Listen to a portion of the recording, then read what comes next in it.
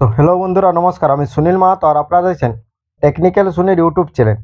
তো আজকের ভিডিওতে আমি আপনাদেরকে দেখাবো যে আপনারা কিভাবে রেশন কার্ড এক ফ্যামিলি থেকে অন্য পরিবারে ট্রান্সফার করবেন, মানে রেশন কার্ড আপনারা কিভাবে ট্রান্সফার করবেন।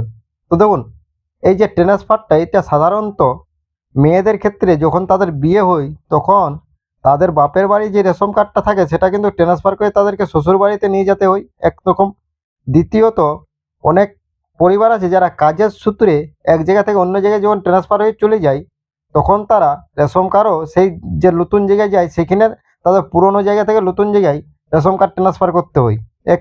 দ্বিতীয়ত, এছাড়া অনেক আছে ডিভোর্স ক্ষেত্রে, যাদের ডিভোর্স হয় তখনও তো রেশন কার্ডটা এক ফ্যামিলি থেকে আদার্স ফ্যামিলি ট্রান্সফার করতে যদি আপনি চান তো করতে পারেন। তো এই যে বিভিন্ন কারণ আছে, তো এই বিভিন্ন কারণে আপনারা রেশন কার্ড ট্রান্সফার করে থাকেন। তো এই ট্রান্সফারটা আপনারা কিভাবে করবেন অনলাইনের মাধ্যমে এবং আপনারা কি ডকুমেন্টস আপলোড করলে এইটা আপনারা অনলাইনে যখন অ্যাপ্লাই করবে তখন এটা আর ক্যান্সেল যাতে না হয় সেরকমভাবে আপনারা ডকুমেন্টসটা আপলোড করবেন। তো ডকুমেন্টস সম্বন্ধে আমি এই ভিডিওতে আপনাদেরকে দেখাবো। আর যদি ভিডিও ভালো লাগে তো অবশ্যই লাইক করবেন, চ্যানেলে প্রথম হলে সাবস্ক্রাইব করবেন এবং বেল আইকন কিন্তু ক্লিক করে রাখবেন।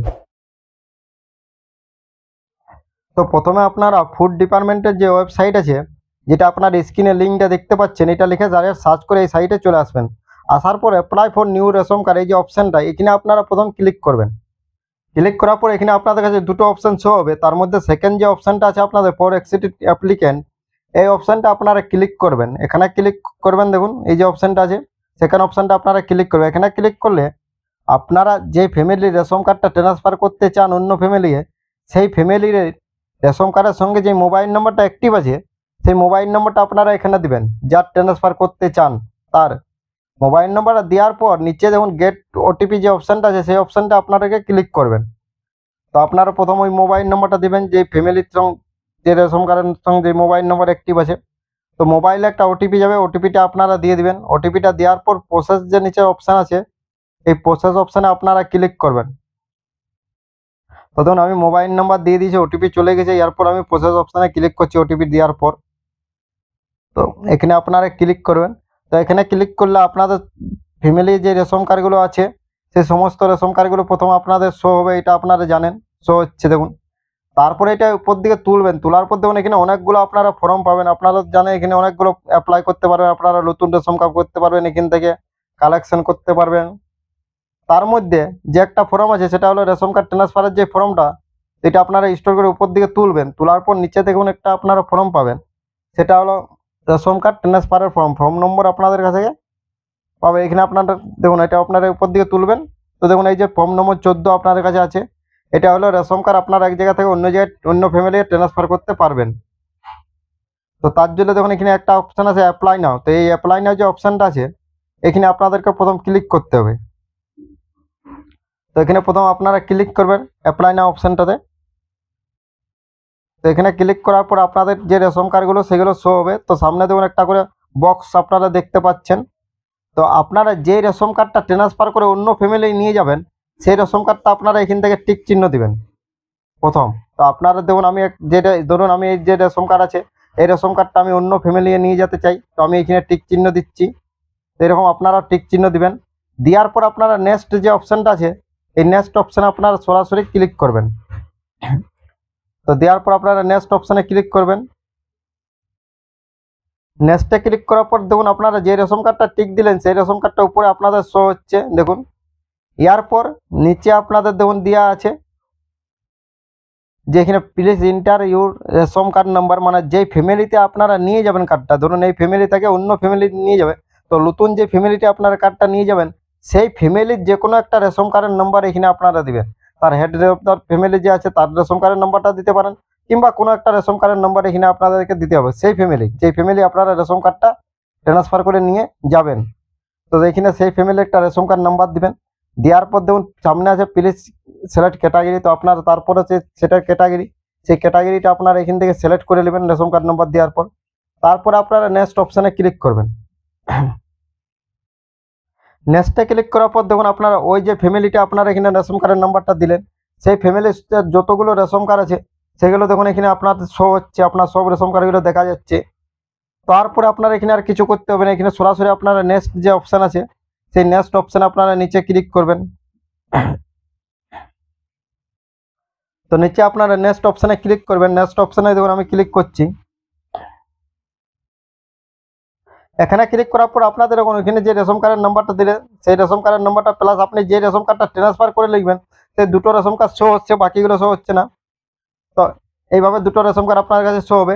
তো প্রথমে এখানে আপনার সম্পর্কটা যে ওই যে ফ্যামিলি আপনি নিয়ে যাচ্ছেন সেই ফ্যামিলির যে হেড তার সঙ্গে যার রেশন কার্ডটা লিখছেন তার কি সম্পর্ক হবে সেটা কিন্তু এইখান থেকে আপনাকে প্রথম সিলেক্ট করতে হবে। দেখুন অনেকগুলো সম্পর্ক আছে, তার মধ্যে আপনার যেটা হবে সেটা আপনি প্রথম এখান থেকে সিলেক্ট করবেন।